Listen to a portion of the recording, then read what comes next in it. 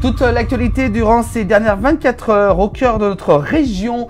On commence par nos confrères de l'essor savoyard avec tristement connus comme les ponts des suicides. Les ponts de la Caille devraient bénéficier avant 2028 de nouveaux travaux de sécurisation, donc selon un dernier communiqué du département de la Haute-Savoie. Des travaux qui ont été beaucoup demandés justement durant ces dernières années.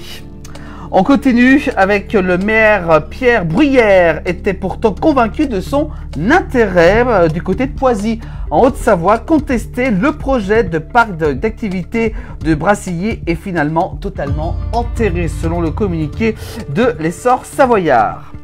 L'actualité continue avec l'essor savoyard toujours, avec du côté de la Haute-Savoie, le finaliste de Top Chef, Dany Kézard à Annecy pour présider un concours.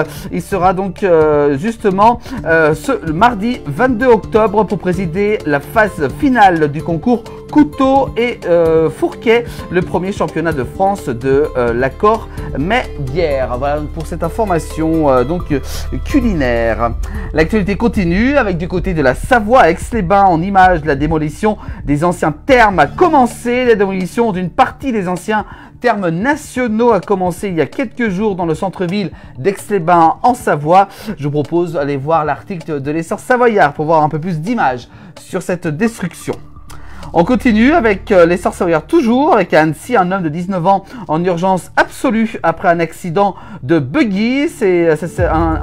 Donc ça s'est produit hier, jeudi 17 octobre, dans le village de Vieux-Gy en Haute-Savoie, sur la commune d'Annecy. 3 hommes ont été blessés. L'un d'eux, en urgence absolue, a été évacué vers le centre hospitalier Annecy-Genevois.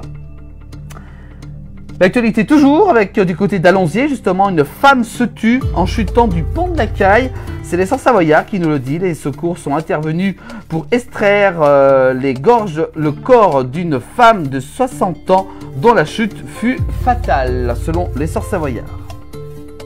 L'actualité toujours avec l'essor savoyard, là, du côté de la Banne de Sélingy en Haute-Savoie. Un incendie impliquant 6 véhicules se déclare sur un parking suite à un incendie qui s'est donc déclaré peu après minuit ce vendredi 18 octobre dans la zone industrielle de Lompraz sur la commune de la Banne de Sélingy du côté de la Haute-Savoie.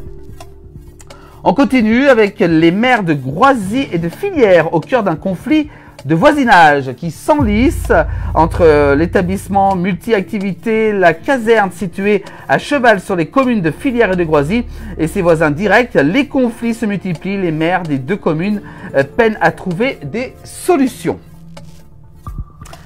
On continue avec cette fois-ci, justement, on en reparle du côté de Groisy avec le torchon brut, donc je vous disais, entre les riverains et le gérant de la caserne, recours au tribunal administratif, dépôt de plainte pour diffamation entre l'établissement multi-activité et la caserne située à cheval sur les communes de Filières et de Groisy et ses voisins directs. L'entente est loin d'être beau fixe. Un article à retrouver dans l'essor savoyard. On continue avec le messager du Chablais. Attention, en Suisse, l'impôt sur le tabac augmente justement vers une hausse du prix des cigarettes en Suisse.